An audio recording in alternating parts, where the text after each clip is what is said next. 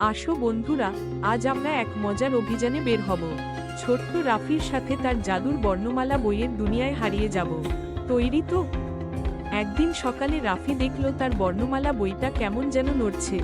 বইয়ের ভেতর থেকে ফিস ফিস আওয়াজ আসছে। আরে, এ যে বর্ণমালার অক্ষরগুলো! তারা বলছে, আমরা হারিয়ে গেছি।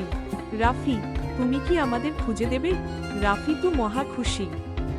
রাফি তার নতুন বন্ধুদের খুঁজতে বেরিয়ে পড়ল। অতে অজগর। প্রথমেই দেখা হলো এক বিশাল সাপের সাথে। সে গাছের ডালে ঝুলে আছে।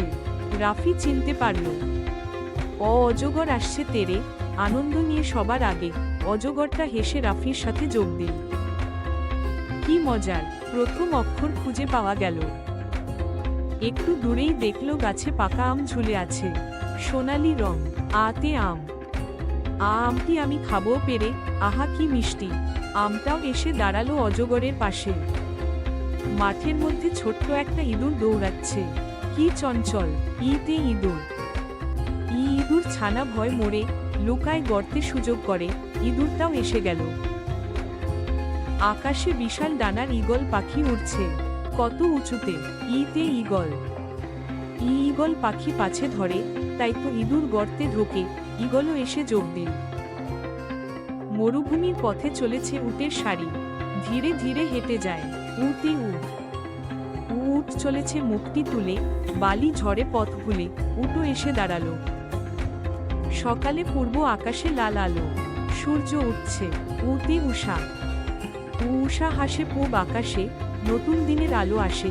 উষার আলো যেন বর্ণমালায় মিশে গেল। বনে একজন ঋষি বসে আছেন। তিনি ধ্যান করছেন। ঋতে ঋষি। ঋষি মশাই বসেন ধ্যানে। জ্ঞানের আলো সবার প্রাণে। ঋষি মশাইও এসে গেলেন। মাঠে অনেক গরু একসাথে চড়ছে। গুনে দেখি 100টা। এতে 100। 100 একটা গাড়ি যায়।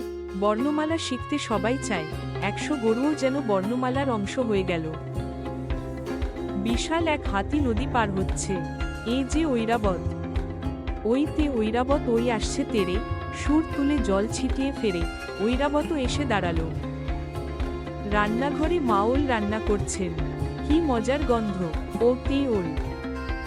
ওল খেয়েও না ধরবে গলা। বর্ণমালা শেখা হোক সহজ সরল কথা। ওলও এসে গেল।